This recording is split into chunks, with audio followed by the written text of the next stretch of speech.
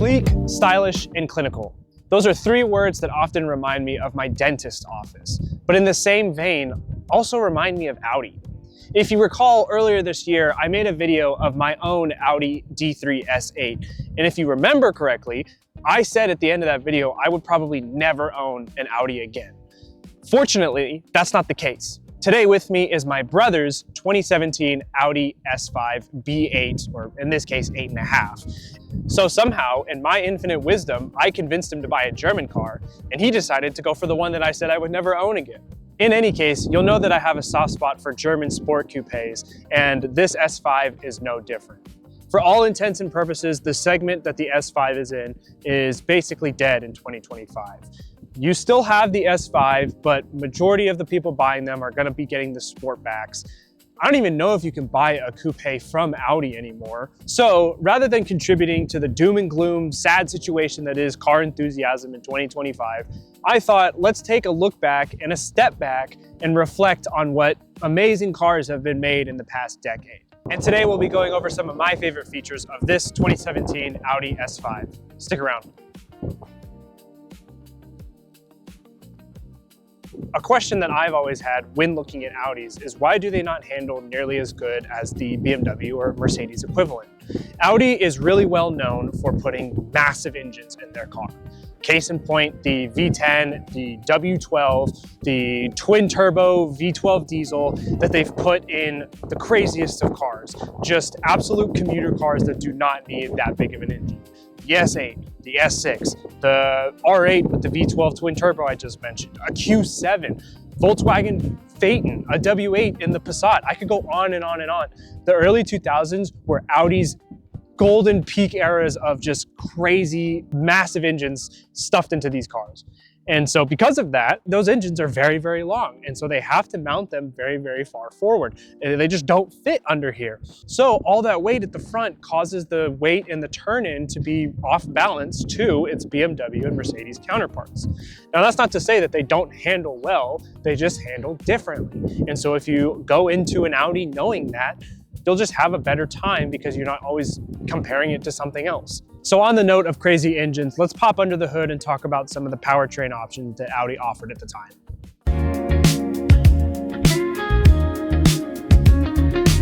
Under the hood of this 2017 Audi S5 and S4s of this time, the B8.5s had a supercharged V6. The B9 after it came with a turbocharged V6, and prior to this, in the original iteration of the B8, it actually had a naturally aspirated V8. The V8 put out around 350 horsepower, so this does have a little bit less power, around 333.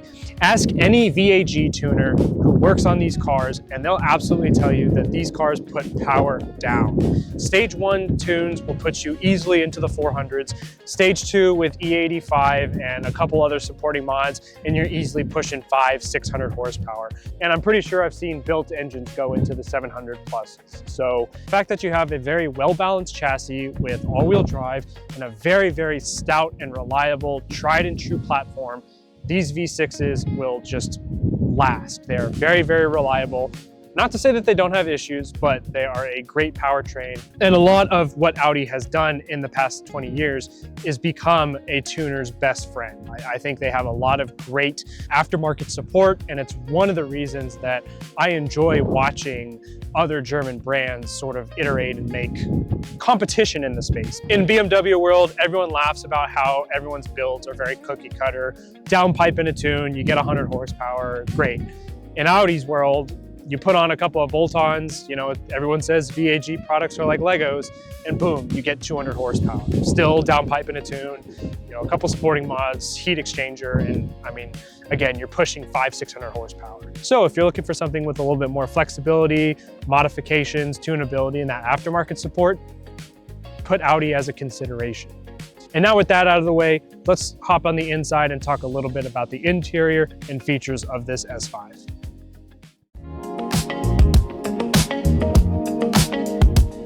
All right, hopping inside the Audi S5, immediately you're greeted with the iconic flat bottom steering wheel. I don't remember if my S8 actually had this. I think it was completely round. Audi is very, very well known for these steering wheels at this point. BMW is even doing this now, and I have never been the biggest fan of it, but I get it. You don't want the bottom of the steering wheel hitting your knees, but steering wheels have always been round. So if that was a problem before, why did they have to change it?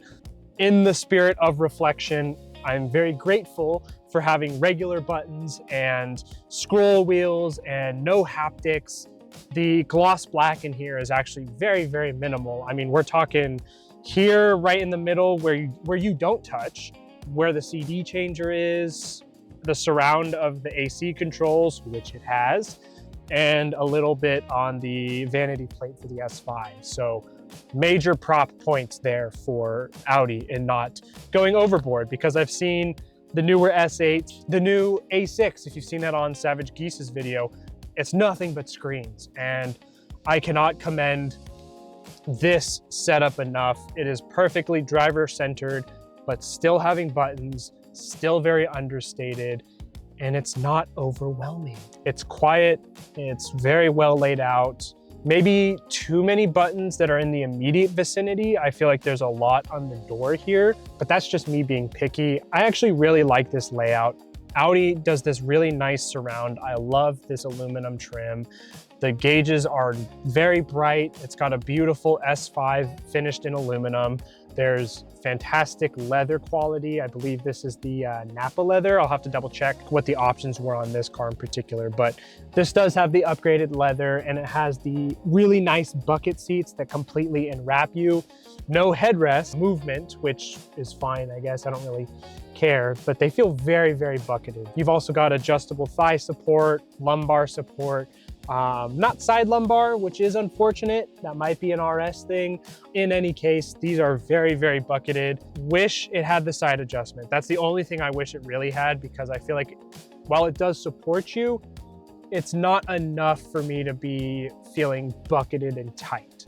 In a sports coupe, you might be wanting to have a little bit of extra bolstering there if you're taking some tight turns, to give you a little bit more support there. On the door here, we have this beautiful Alcantara insert, as well as carbon fiber trim, aluminum trim around the buttons. The door handle feels really, really good. Everything in here is super solid. I mean, there is like no movement. There's plastic, don't get me wrong, there is plastic, but everything is just like very well built. One of my favorite features in here is the ashtray.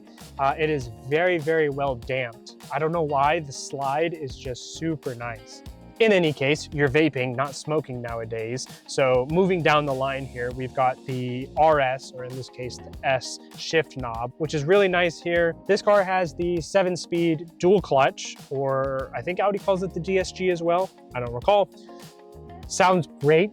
I love the upshifts on this. If you've never heard a Golf R DSG farting, this car has it, and it sounds fantastic. So if you really like that sound, get yourself an S5. The 7-speed is really smooth.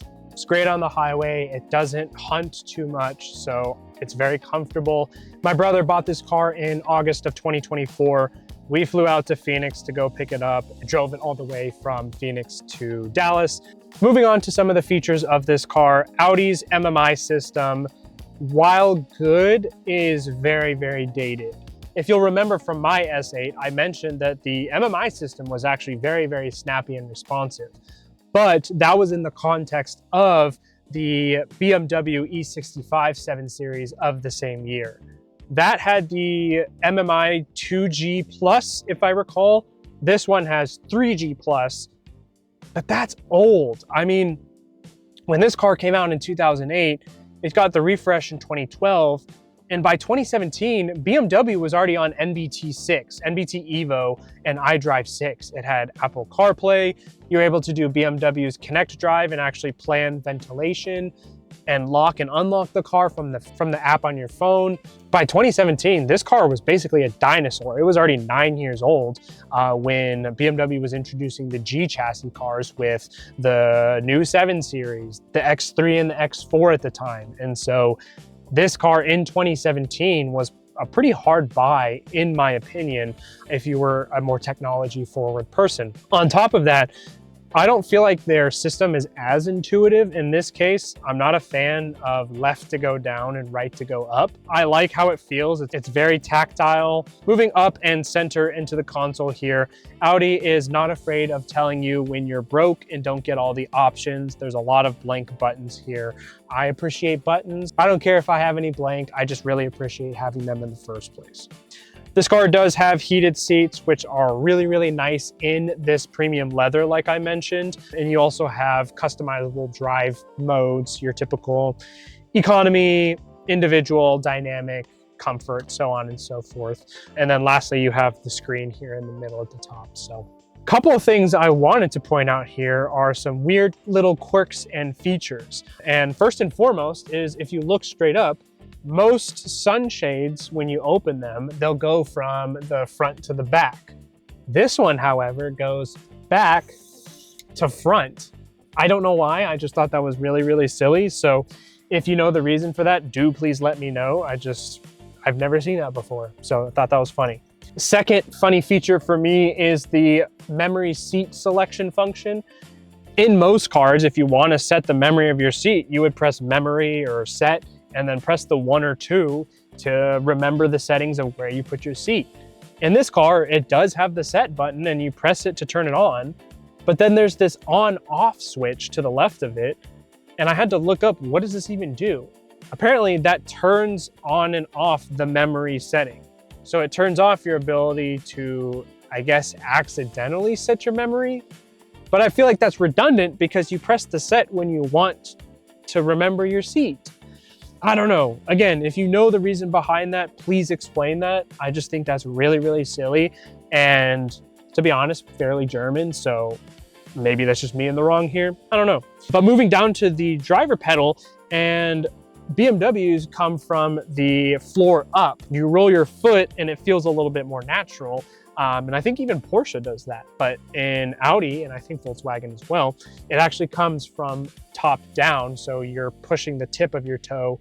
And again, in my case, since I'm not used to it, I feel like I don't have nearly as much throttle control as I would in my BMW. A couple other really funny features are inside the MMI system, and you have the matching passenger seat function.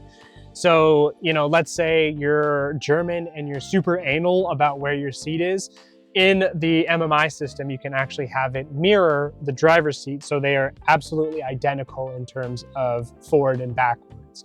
If that wasn't enough, let's say you can't see out of your blind spot because these are coupes and they do have smaller rear windows.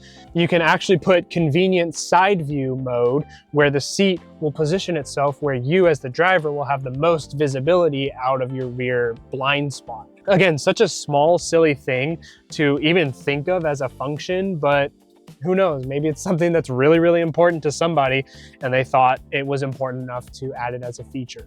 The last one in the MMI I'll talk about is the wiper service position. In BMW, you just press down on the wiper position, you hold it, and then you turn the car off and on.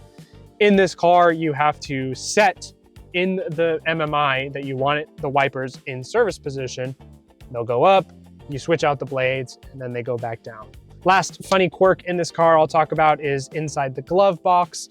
Most cars have what's called a valet mode, where if you don't want someone to get into your trunk, you activate that button and then the key will no longer open the trunk or allow you to do certain features like change favorites and your position seating in the MMI. But in this car, you actually have a holder for your valet key, which not only comes in the shape of a fob to put into the already dated key spot, but it also comes with the valet as a plastic key.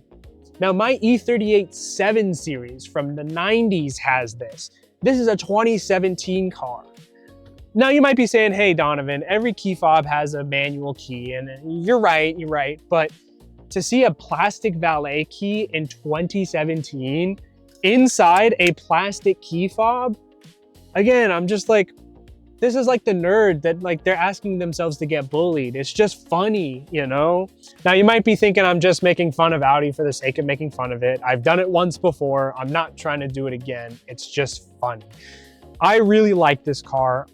You know, black on black is a great spec. It's super understated. My brother calls it the Batmobile, and I don't blame him. It really does look like a great car because you just don't see a lot of German coupes anymore. And so finishing up here on the driver layout, I really like the blend of buttons to screens, the amount of information that I get.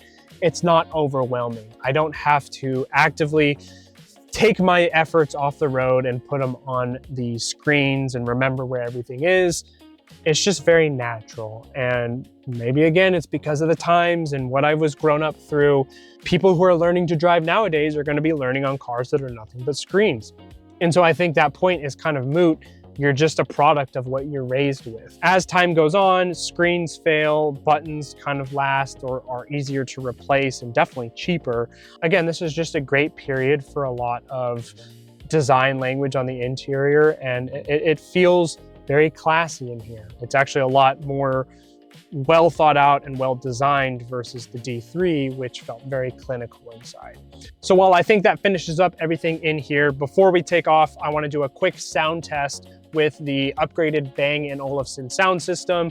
We'll listen to a couple songs and then we will take it on the road.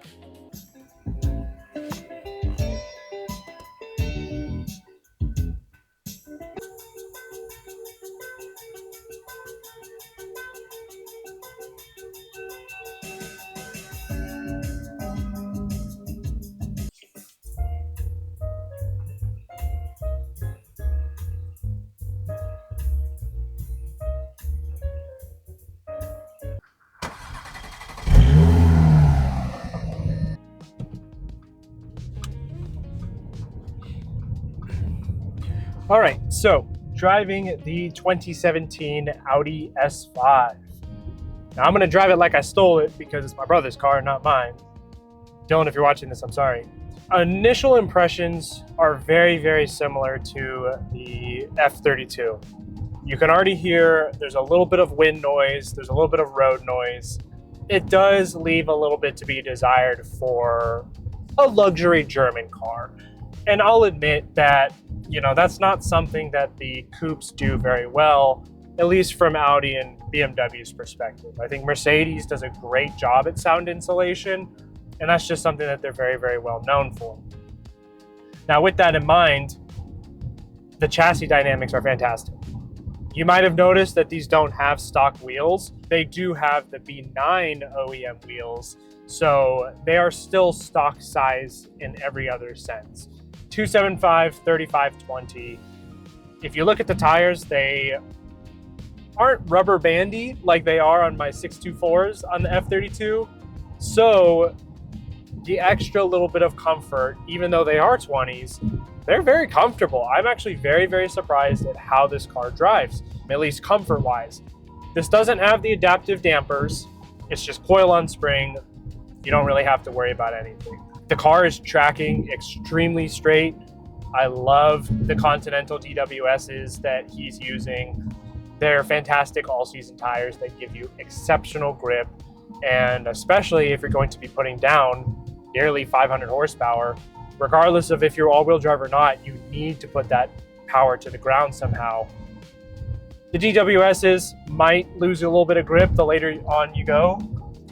In 333 horsepower to 475-ish, he'll have plenty of grip to get this stuff down. So now this car does have a mid-pipe delete. Dylan, correct me if I'm wrong. And I know he wants to do a lot more exhaust work, but there's a little bit of rumble. Very, very nice rumble in the back. As I accelerate, 2.5. It's very quiet, it's very composed. It sounds great.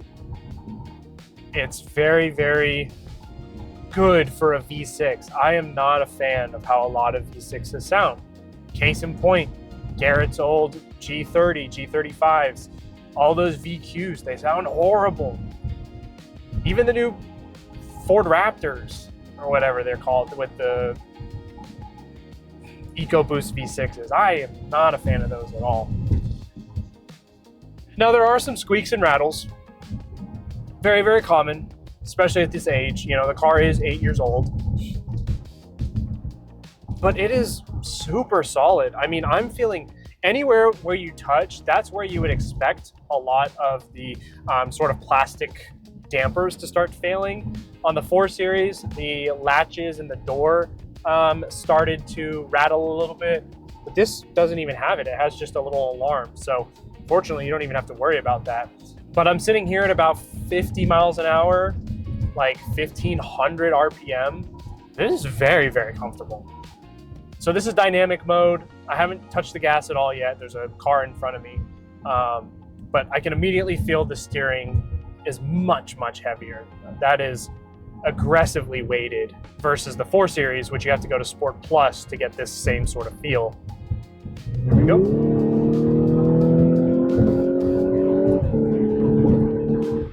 Great pull. That is a fantastic pull. That has a lot of mid-range torque. That was very surprising. Very, very impressed. For a daily driver, I think Audi makes some of the best all-arounders. Case in point, the RS6 Avant. That is the one and only car that people take on trips, take on as a car to do it all. And I am very much enjoying what this supercharged V6 has to offer. It sounds great. So in summary, what do I think of the Audi B8.5 S5? I think it's a absolutely phenomenal car. It looks clean, it's reliable, it's modifiable, and it's great on gas. In 2025, you need something that's fun, fuel efficient, and if you're a car enthusiast, something that's modifiable. And if Audi has taught us anything, it's that if you can make all of your cars cross-compatible with each other, Volkswagen, Porsche, Skoda, Audi, you know, all of those cars have something to pull from each other. Throw some Porsche brakes on this. Put the RS5 engine in this. You know, there's so many different modifications you could do to these cars. It's endless. BMW kind of has a similar system, but for the most part, you're stuck with what you got. In any case, you can find an S4 or an S5 well below the $20,000 mark if you want to be maybe around 90 to 120,000 miles. I don't remember the exact purchase price that my brother paid for this, but I want to say it was somewhere around $27,000. 2 owners, 44,000 miles, you know, 46 once we got back from Phoenix, but very clean car. I mean, it wasn't nearly in this condition. We did a paint correction. My brother put on the wheels. He's done some work, the head unit, maintenance. So all in all, he's probably spent around $31,000, which is B9 money. In all honesty, I think the B9 is the better car, but I think the B8s have a little bit more character, more soul. Go for the V8. You can get a manual in those. I'm sure you can find a manual. Someone's got some rare one-of-one unicorn manual S4 or S5, but this supercharged V6 throws a couple mods on it and you're looking at 450 horsepower. So on that note, thank you so much for sticking around and reviewing this 2017 Audi S5 with me. If you want to check out some of our other reviews, including my old D3 S8 with the V10, you can see that video here. Otherwise, press subscribe here and leave a like and a comment for the algorithm. You know, that always helps support these small channels. You can check out our Patreon for any of our free content, as well as our new merch page. Other than that, I'm your host, Donovan of Euro Fever Garage. Thank you so much for watching, and until next time, bye.